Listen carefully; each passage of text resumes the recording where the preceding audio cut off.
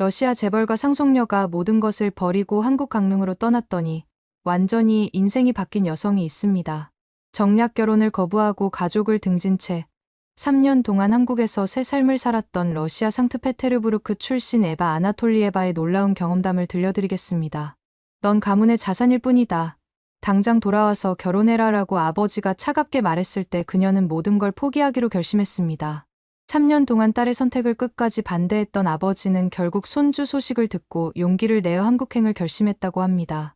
러시아 땅을 떠나 한국에 온 그녀가 단 며칠 만에 보여준 변화는 상상도 못했던 것이었습니다.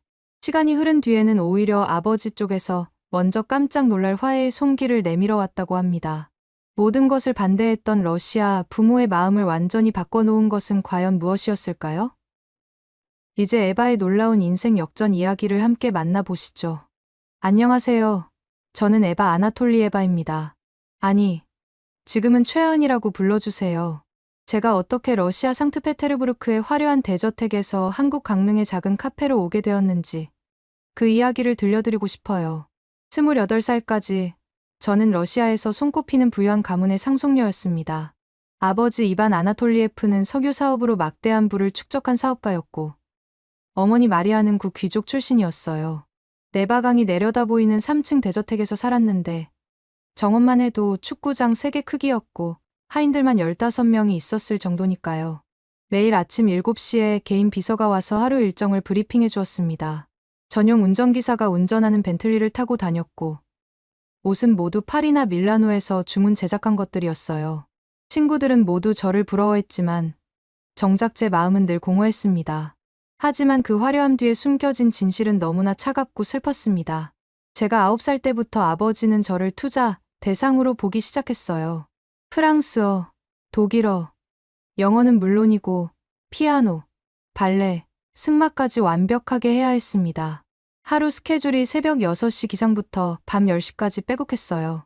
새벽 6시에 일어나서 개인 트레이너와 요가를 하고 7시에 아침 식사를 마친 후 8시부터 11시까지는 언어 수업이었습니다. 점심 후에는 피아노 레슨이 2시간, 그 다음엔 발레 수업이 2시간, 저녁 식사 후에는 승마나 테니스 레슨이 있었어요. 밤 9시부터 10시까지는 다음날 수업 예습 시간이었습니다. 에바, 넌 우리 가문의 얼굴이다. 완벽해야 한다. 아버지의 이 말을 수없이 들으며 자랐습니다. 친구들과 놀고 싶어도 시간 낭비라며 허락하지 않았고 제가 좋아하는 소설책을 읽고 싶어도 쓸데없는 일이라고 했어요. 한 번은 15살 때 친구 생일 파티에 가고 싶다고 했더니 아버지가 정말 화를 내셨어요. 그런 시간에 차라리 비즈니스 매너를 배워라. 내가 앞으로 만날 사람들은 그런 유치한 아이들이 아니다. 그때부터 또래 친구들과는 점점 멀어지게 되었습니다. 제가 다른 세상에 사는 것처럼 느껴졌거든요.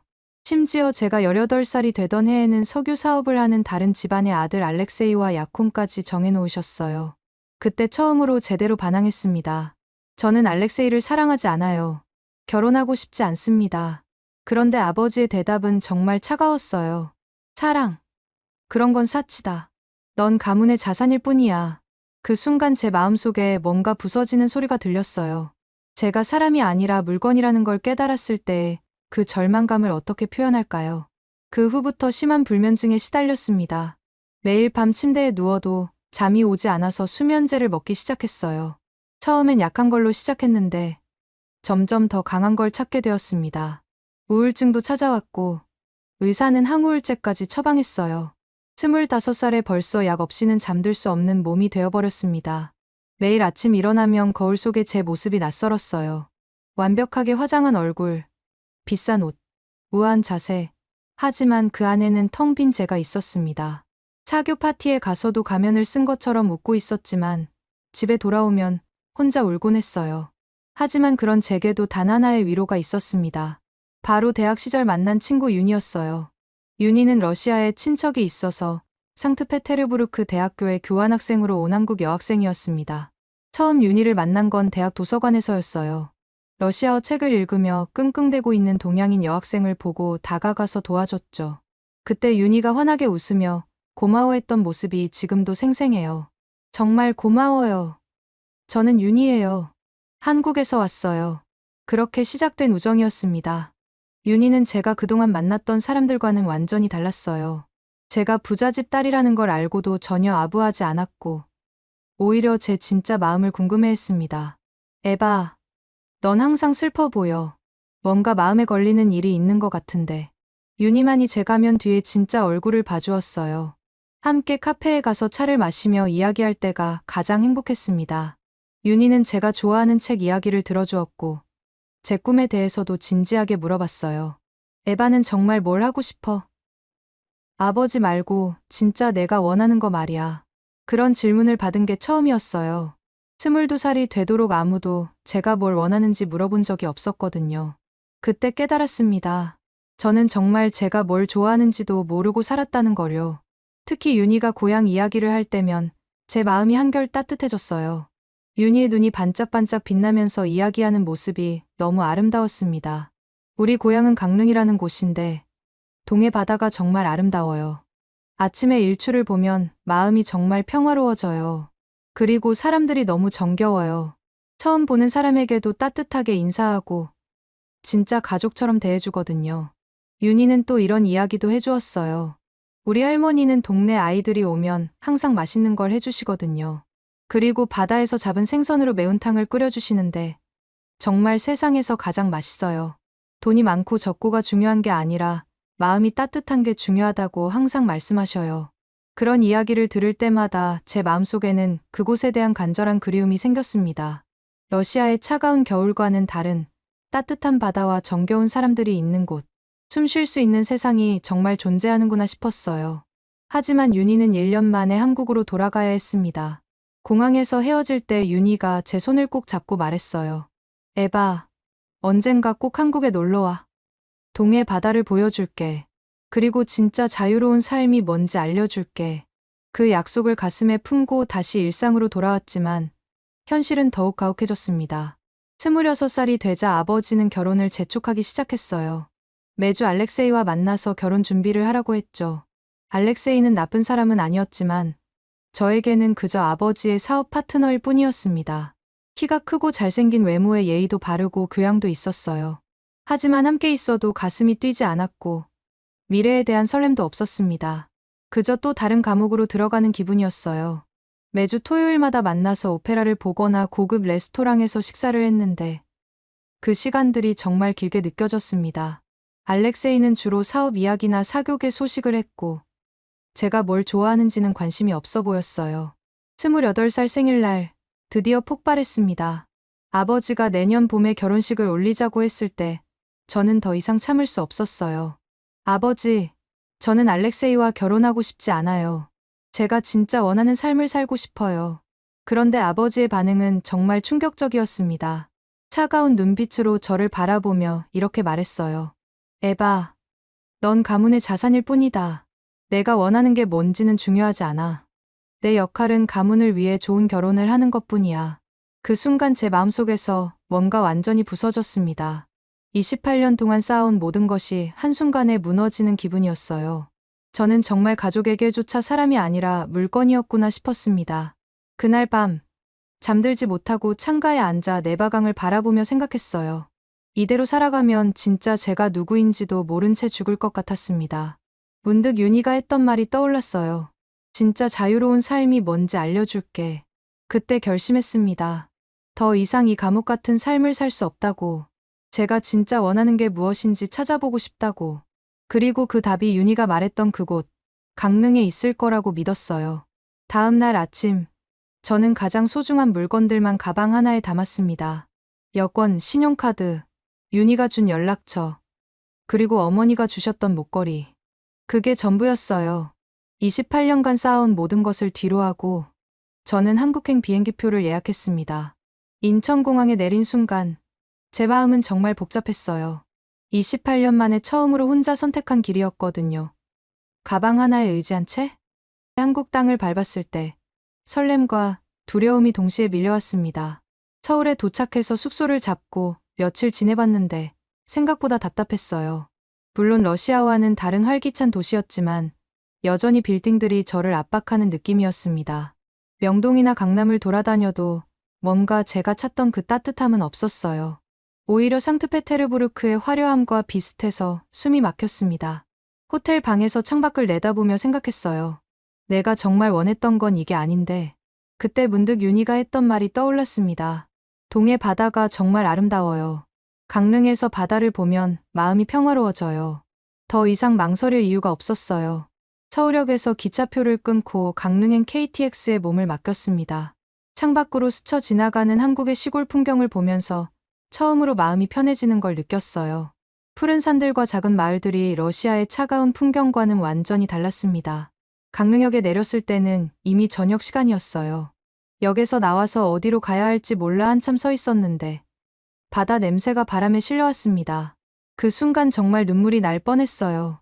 윤희가 말했던 그 바다가 정말 여기 있구나 싶었거든요. 숙소를 찾으러 돌아다니다가 갑자기 비가 내리기 시작했어요. 우산도 없이 비를 맞으며 걷다가 작은 카페 하나를 발견했습니다. 간판에 블루아버라고 적혀 있었는데 따뜻한 불빛이 새어나오고 있었어요. 젖은 몸으로 들어가기가 좀 미안했지만 너무 춥고 배고파서 용기를 내어 문을 열었습니다. 카페 안은 아담하고 포근했어요. 바다를 테마로 한 소품들과 따뜻한 조명이 마치 집 같은 느낌을 줬습니다. 벽에는 강릉 바다 사진들이 걸려 있었고 한쪽에는 작은 책장도 있었어요. 그런데 정말 놀라운 일이 일어났습니다. 카운터에서 일하던 남자가 저를 보더니 따뜻한 미소를 지으며 말했어요. 어머, 많이 젖으셨네요. 따뜻한 걸 드릴게요. 그가 바로 최강현이었어요. 34살의 단정한 외모에 친근한 인상을 가진 사람이었습니다. 키가 크지도 작지도 않고 눈가에 웃음 주름이 있는 게 정말 인상적이었어요. 죄송해요. 갑자기 비가 와서요. 제가 서툰 한국어로 말하니까 강현 씨가 깜짝 놀라더라고요. 외국 분이세요? 한국어 정말 잘하시네요. 사실 저는 윤희와 친해지면서 한국어를 조금씩 배웠었어요. 기초적인 회화 정도는 할 수 있었지만 아직 많이 부족했습니다. 러시아에서 왔어요. 한국어 조금만 할 수 있어요. 러시아에서 오셨구나. 멀리서 오셨는데 강릉이 어떠세요? 강현 씨는 제가 말을 더듬어도 끝까지 기다려 주었어요. 그리고 천천히 쉬운 말로 대답해 주셨습니다. 그때 강현 씨가 내어준 건 대게 된장국이었어요. 뜨끈하고 진한 국물이 얼어붙은 제 몸을 녹여주었습니다. 정말 오랜만에 누군가의 따뜻한 마음을 느꼈어요. 이거 정말 맛있어요. 처음 먹어보는 맛이에요. 강릉 바다에서 잡은 대게로 끓인 거예요. 저희 어머니 레시피거든요. 강현 씨의 목소리에는 고향에 대한 자부심이 묻어났어요. 그 순간 저는 이 사람이 정말 특별하다는 걸 느꼈습니다. 그날 밤 근처 게스트하우스에서 잤는데 정말 오랜만에 푹 잠들었어요. 바다 소리가 들려와서 그런지 마음이 평온했습니다. 다음 날 아침 숙소를 더 구해보려고 나왔다가 자연스럽게 블루하버에 다시 들렀어요. 어제 그 러시아 분이시네요. 잘 주무셨어요? 강현 씨가 기억하고 있다는 게 신기했어요. 러시아에서는 수많은 사람들을 만났지만 대부분 저를 기억하는 건 제 신분 때문이었거든요. 며칠 동안 숙소를 구하러 다니면서 자연스럽게 블루하버에 자주 들르게 되었습니다. 강현 씨는 항상 따뜻하게 맞아주었고 제가 한국말이 서툴러도 끝까지 들어주었어요. 때로는 휴대폰 번역 앱을 쓰기도 하고 때로는 몸짓으로 대화하기도 했습니다. 혹시 이름이 뭐예요? 계속 러시아 분이라고 부르기가 좀 그래서요. 에바예요. 에바, 아나톨리에바. 에바. 한국 이름으로는 뭐가 좋을까요? 하은 씨 어때요? 그때부터 강현 씨는 저를 하은 씨라고 부르기 시작했어요. 28년 만에 처음으로 누군가가 저에게 새로운 이름을 지어준 거였습니다. 하은 씨는 러시아에서 뭘 하셨어요? 그냥 집에서 공부하고 그랬어요. 구체적으로 말할 수는 없었지만 강현 씨는 더 이상 묻지 않았어요. 일주일쯤 지났을 때 강현 씨가 조심스럽게 제안했어요. 하은 씨, 혹시 시간 있을 때 우리 카페에서 도움 좀 줄 수 있어요? 간단한 일이에요. 저는 망설임 없이 고개를 끄덕였어요. 뭔가 해볼 만한 일이 생긴다는 게 기뻤거든요. 처음에는 컵 닦기, 테이블 정리 같은 간단한 일만 했어요. 손님들과는 인사 정도만 주고받았는데 그것만으로도 행복했습니다. 러시아에서는 늘 격식을 차려야 했는데 여기서는 자연스럽게 웃을 수 있었어요. 어느 날 강현 씨가 재료를 준비하느라 바쁠 때 제가 러시아 디저트를 만들어 봤어요. 시르니키라는 코티지 치즈 팬케이크였는데 러시아에서 유일하게 제가 좋아해서 열심히 배웠던 요리였거든요. 이게 뭐예요? 정말 맛있는데요. 강현 씨가 시르니키를 먹고는 정말 깜짝 놀랐어요. 러시아 전통 디저트예요. 시르니키. 우와. 하은 씨 요리 정말 잘하시네요. 이거 우리 카페 메뉴에 올려도 될까요? 그때부터 시작된 게 할러 퓨전 디저트였어요. 시르니키에 강릉 딸기를 올리고 바라빌라라는 러시아 잼에 강릉 꿀을 섞어서 만든 디저트들이 손님들 사이에서 입소문을 타기 시작했습니다. 더 놀라운 건 제 불면증이 완전히 사라진 거였어요. 러시아에서는 수면제 없이는 잠들 수 없었는데 강릉에서는 바다 소리를 들으며 자연스럽게 잠이 들었습니다. 매일 새벽 5시에 일어나서 바다를 보며 산책하는 게 일상이 되었어요. 한 달이 지나면서 강현 씨와 점점 가까워졌습니다. 일요일마다 강릉 곳곳을 구경하게 되었어요. 주문진 수산시장에서 싱싱한 회를 먹고 오죽헌에서 율곡 이이와 신사임당의 이야기를 들었습니다. 강현 씨가 차근차근 설명해주면 저는 휴대폰으로 번역하며 이해했어요. 경포해변에서는 모래성을 쌓아보기도 했고 소금강에서는 기암괴석을 구경했습니다. 안반대기에 올라가서 일출을 본 날은 정말 잊을 수 없어요. 와, 정말 아름다워요. 하은 씨가 좋아하니까 저도 기뻐요. 강현 씨의 그 말을 들었을 때 제 마음이 두근거리기 시작했어요. 이게 사랑이라는 감정인가 싶었습니다. 정동진의 기차를 타고 간 날도 기억에 남아요. 바다와 가장 가까운 역이라는 정동진역에서 내려서 바다를 바라보는데 정말 마음이 평온해졌습니다. 하은 씨, 러시아 생활 그립지 않아요? 전혀요. 여기가 제 진짜 집 같아요. 제가 서툰 한국어로 대답하니까 강현 씨가 미소를 지었어요. 2달이 지나면서 저희 할러 퓨전 디저트는 정말 유명해졌습니다. 서울에서도 일부러 맛보러 오는 손님들이 생겼어요. 제가 만든 보로샤라는 러시아식 크림케이크에 강릉 오죽순을 넣은 디저트는 정말 인기가 많았습니다. 그런데 바로 그때였습니다. 어느 날 저녁, 러시아에서 온 한 사람이 카페에 들어왔어요. 정장을 입고 차가운 표정을 한 남자였는데 한눈에 알 수 있었습니다. 아버지가 보낸 사람이라는 거요. 에바 양. 찾았습니다. 그 순간 제 온몸이 얼어붙었어요. 행복했던 시간이 끝날지도 모른다는 생각에 두려웠습니다. 에바 양.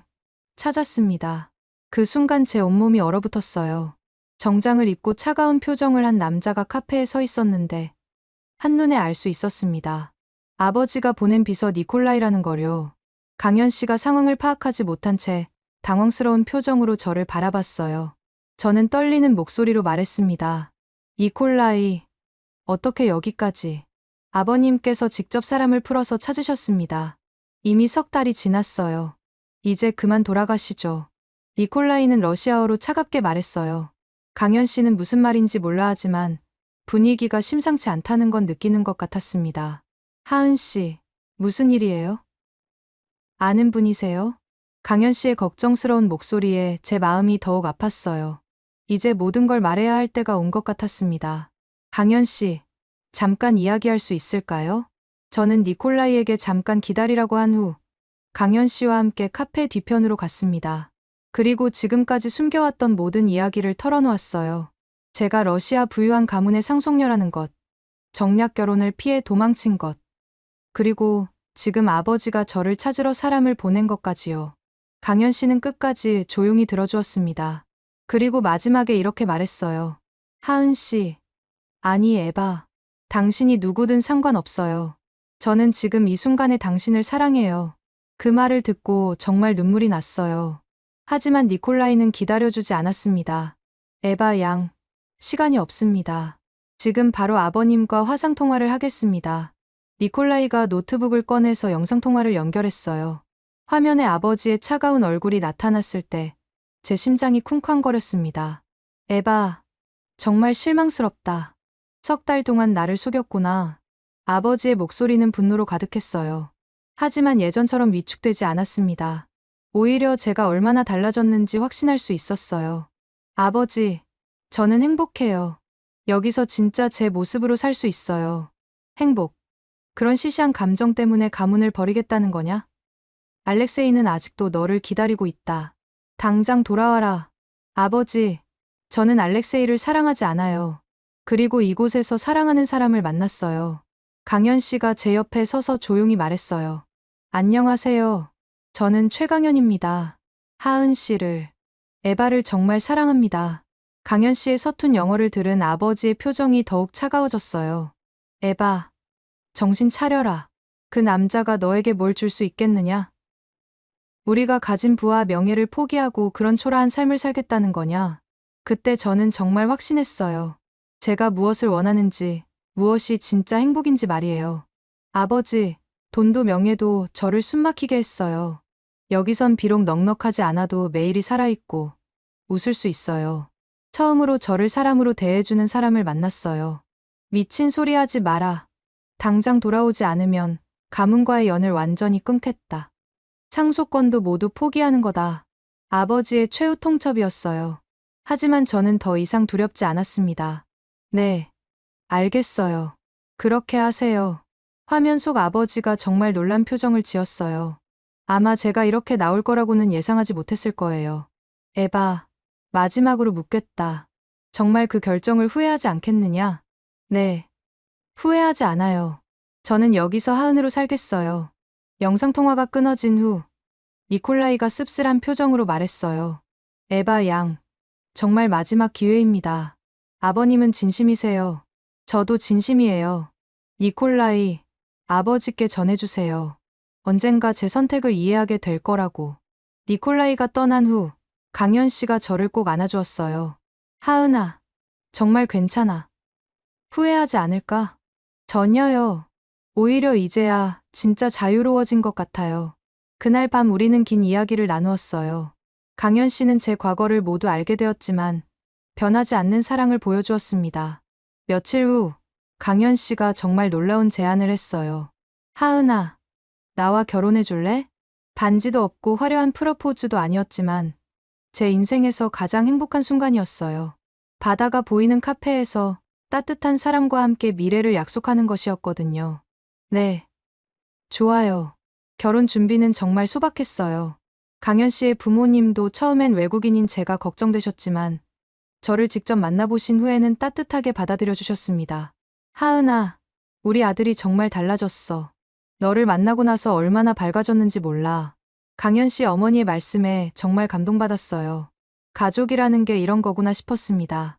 결혼식은 강릉 해변에서 작은 규모로 치렀어요. 윤희도 한국에서 달려와 축하해 주었고 카페 단골 손님들도 모두 와주셨습니다.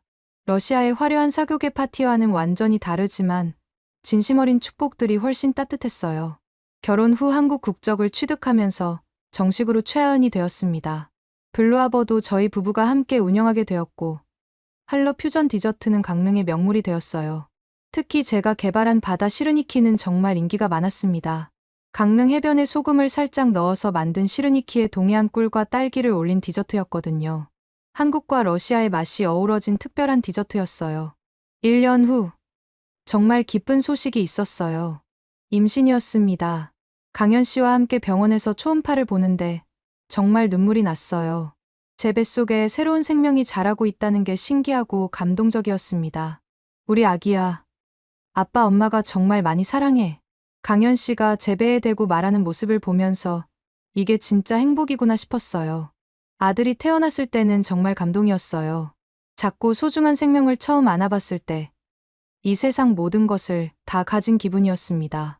아기 이름은 민준으로 지었어요. 민준이라는 이름에는 민첩하고 준수하게 자라라는 뜻이 담겨 있다고 했어요. 하지만 민준이가 태어나고 나서 가끔 러시아에 있는 부모님 생각이 났어요. 손주를 보여드리고 싶다는 마음이 있었거든요.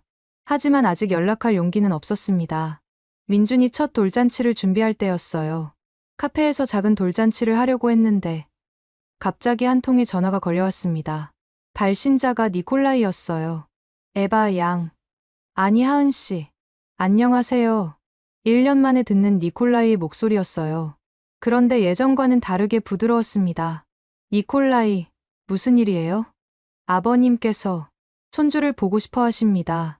그리고 당신이 어떻게 살고 있는지도 궁금해하세요. 정말 놀라운 말이었어요.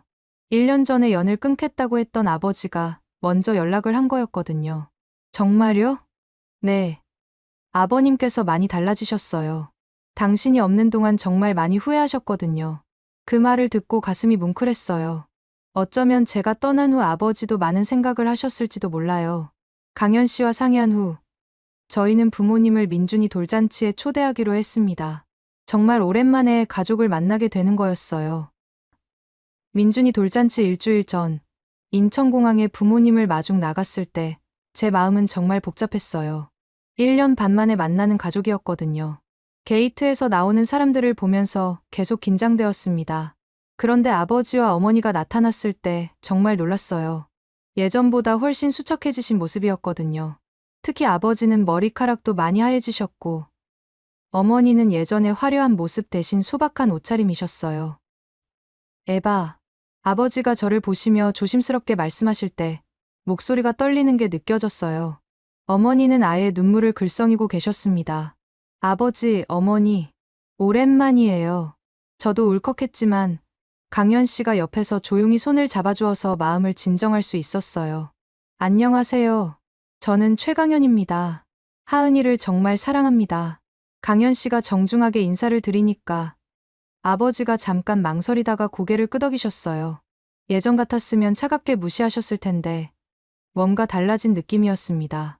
강릉까지 가는 차 안에서는 서로 어색했어요. 부모님은 한국의 풍경을 신기하게 바라보셨고 저는 어떤 말을 해야 할지 몰라서 조용히 있었습니다. 강현 씨만 열심히 한국의 이것저것을 영어로 설명해 드렸어요. 블루하버에 도착했을 때 부모님의 반응이 정말 인상적이었어요. 아버지가 카페를 둘러보시면서 말씀하셨거든요. 생각보다 아늑하구나. 바다도 정말 아름답고. 네. 저희가 직접 꾸민 거예요. 여기서 하은이와 처음 만났어요. 강현 씨가 자랑스럽게 설명하니까 어머니가 처음으로 미소를 지으셨어요. 우리 딸이 이런 곳에서 일했구나. 정말 예쁜 카페네요. 그때 민준이를 처음 보시는 순간이 정말 감동적이었어요. 아버지가 손주를 안아보시면서 눈물을 글썽이시는 거였어요. 이 아이가 내 손주구나. 평생 감정을 드러내지 않으시던 아버지가 그렇게 말씀하시는 걸 처음 봤어요. 어머니는 아예 눈물을 펑펑 흘리면서 민준이를 안아주셨습니다. 할머니가 왔단다. 우리 예쁜 손주야. 민준이도 할머니 할아버지를 좋아하는 것 같았어요. 계속 까르르 웃으면서 할아버지 수염을 만지려고 했거든요. 첫날 저녁은 강현 씨가 정성스럽게 한국 음식을 준비해 주었어요. 갈치조림, 된장찌개, 김치전 같은 전통 음식들이었는데 부모님이 정말 맛있게 드셨어요. 이 음식들이 한국 전통 음식이에요. 강현 씨가 직접 만들어주신 거예요. 제가 설명하니까 아버지가 놀라시더라고요. 강현 씨가 직접 요리를 하시는군요. 정말 대단합니다. 저희 어머니께 배운 거예요. 하은이도 이제 한국 음식을 정말 잘 만들어요. 그때 어머니가 조심스럽게 물어보셨어요. 에바. 아니 하은아. 정말 행복하니? 네. 정말 행복해요. 처음으로 제가 원하는 삶을 살고 있어요. 이틀째 되는 날, 부모님께 새로운 곳들을 보여드리고 싶어서 주문진항으로 모셨어요. 싱싱한 해산물들이 가득한 시장을 보시면서 아버지가 신기해하셨거든요. 이렇게 싱싱한 생선들이 바로 바다에서 잡혀온 거구나. 정말 신선해 보인다. 시장 아주머니가 부모님께 갓 잡은 대게를 보여드리면서 친절하게 설명해 주시니까 어머니가 정말 감동하셨어요. 한국 사람들은 정말 따뜻하네. 처음 보는 외국인인데도 이렇게 친절하게 해주시다니. 그 다음에는 하슬라 아트월드에 모셨어요. 바다가 내려다 보이는 조각공원에서 예술 작품들을 구경하시면서 부모님이 완전히 매료되셨거든요. 이런 아름다운 예술 공간이 있다니. 바다와 예술이 이렇게 조화를 이룰 수 있구나. 아버지가 한 조각상 앞에서 오랫동안 머물러 계시더라고요. 그 작품은 가족을 형상화한 조각이었는데 아버지가 깊은 생각에 잠기신 것 같았어요. 저녁에는 강문해변으로 산책을 나갔어요. 민준이를 유모차에 태우고 모래사장을 걸었는데 민준이가 파도 소리를 들으며 까르르 웃어서 할아버지가 정말 기뻐하셨어요. 우리 손주가 바다를 좋아하는구나. 할아버지처럼 바다를 사랑하는 아이로 자라는 것 같아. 할아버지가 민준이 손을 잡고 모래를 만지게 해주시니까 민준이가 신기한 듯 모래를 움켜쥐었다 놓았다 하면서 즐거워했어요. 그때 어머니가 저에게 조용히 말씀하셨어요. 하은아, 내 아버지가 많이 달라지셨어. 내가 떠나고 나서 정말 많이 후회하고 반성하셨거든. 어머니도 많이 변하신 것 같아요. 예전보다 훨씬 따뜻해 보이세요.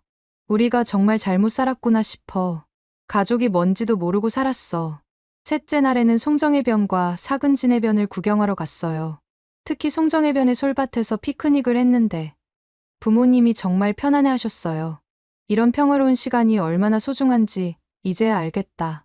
러시아에서는 늘 바쁘기만 했는데 아버지가 민준이와 함께 모래성을 쌓으시는 모습을 보면서 정말 뭉클했어요.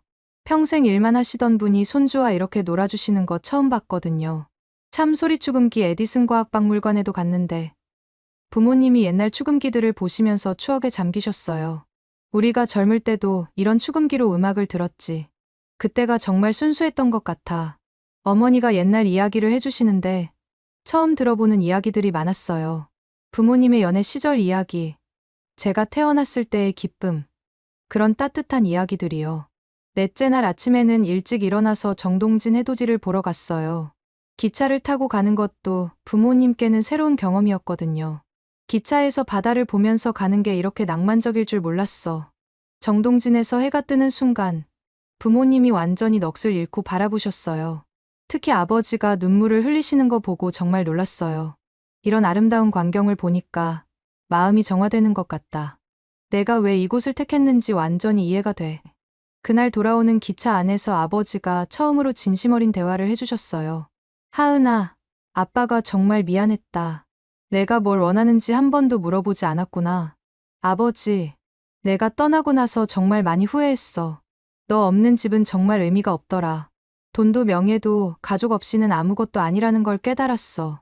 아버지의 그 말을 듣고 정말 눈물이 났어요. 평생 처음으로 아버지가 진심을 털어놓으시는 거였거든요. 강현 씨도 정말 좋은 사람 같다. 너를 정말 사랑하는 게 눈에 보여. 그리고 이 아름다운 곳에서 손주까지 키우고 있으니 할 말이 없구나. 돌잔치 날은 정말 완벽했어요. 카페를 예쁘게 꾸미고 할러 퓨전 디저트들을 준비했어요.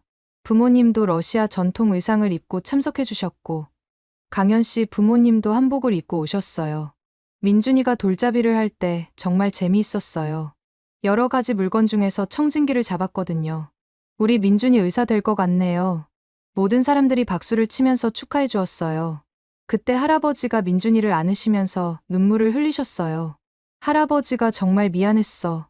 민준아, 너 때문에 우리 가족이 다시 하나가 될 수 있었구나. 파티가 끝나고 부모님과 마지막 대화를 할 때 어머니가 말씀하셨어요. 하은아, 우리가 1년에 2번씩은 한국에 올게. 그리고 너희도 가끔 러시아에 놀러와. 민준이도 할아버지 할머니 나라를 알아야 하잖아. 정말요. 그럼 정말 좋겠어요. 아버지도 마지막에 강현 씨에게 정식으로 인사하셨어요. 강현 씨, 우리 딸 잘 부탁합니다. 그리고 정말 고맙습니다. 딸을 이렇게 행복하게 해줘서. 저야말로 감사합니다. 하은이를 만날 수 있게 해주셔서. 부모님이 떠나시는 날 공항에서 작별 인사를 할 때 정말 아쉬웠어요. 하지만 이제는 원망이나 미움이 아닌 사랑으로 헤어지는 거였거든요. 다음에 올 때는 더 오래 머물러 주세요. 그럴게. 우리 손주 자주 보고 싶어. 부모님이 떠나신 후 강현 씨와 함께 블루하버로 돌아왔어요. 민준이를 안고 바다를 바라보면서 정말 많은 생각이 들었습니다. 여보, 후회하지 않아? 강현 씨가 조심스럽게 물어보니까 저는 확신에 찬 목소리로 대답했어요. 전혀요. 내가 찾던 건 부가 아니라 사랑이었어요. 그리고 이곳이 진짜 제 집이라는 걸 확신해요. 지금 민준이는 3살이 되었어요. 러시아어와 한국어를 동시에 배우고 있고 할아버지 할머니와 화상통화로 자주 대화해요. 부모님도 약속대로 1년에 2번씩 한국에 오시고 저희도 작년에 러시아에 다녀왔어요. 블루하버는 이제 강릉의 명소가 되었어요. 할러 문화 교류의 상징 같은 곳이 되었거든요. 많은 사람들이 저희 이야기를 듣고 감동받으시더라고요. 사랑하는 사람과 함께라면 어디든 천국이 될 수 있다는 걸 보여주는 곳이네요. 단골 손님이 그렇게 말씀해 주실 때 정말 뿌듯했어요. 강현 씨와 저는 이제 2번째 아이를 기다리고 있어요. 이번에는 딸일 것 같다고 의사 선생님이 말씀하셨거든요. 이름은 서연으로 지으려고 해요. 서로 다른 문화가 연결된다는 의미를 담아서요. 가끔 예전 러시아에서의 삶을 돌이켜보면 정말 신기해요. 그때는 모든 걸 가졌다고 생각했는데 정작 가장 중요한 건 없었더라고요. 진짜 나를 사랑해주는 사람, 진짜 내가 원하는 삶, 진짜 행복이요. 지금 저는 매일 새벽 바다를 보며 산책하고 강현 씨와 함께 카페를 운영하고 민준이와 뱃속 서연이를 생각하며 행복해해요. 돈은 예전보다 훨씬 적지만 마음은 훨씬 풍요로워요. 엄마, 바다 예뻐요. 민준이가 바다를 가리키며 환하게 웃을 때 저는 확신해요. 제가 내린 선택이 정말 옳았다는 거요. 이곳 강릉에서 사랑하는 가족들과 함께 살아가는 이 평범하지만 특별한 일상이 제가 찾던 진짜 행복이었어요. 오늘의 이야기는 여기까지입니다. 마음에 드셨다면 구독과 좋아요 잊지 말고 한 번씩 눌러주세요. 소중한 시간 함께 해주셔서 진심으로 감사드리고 앞으로도 더 깊은 이야기로 여러분을 찾아뵐게요.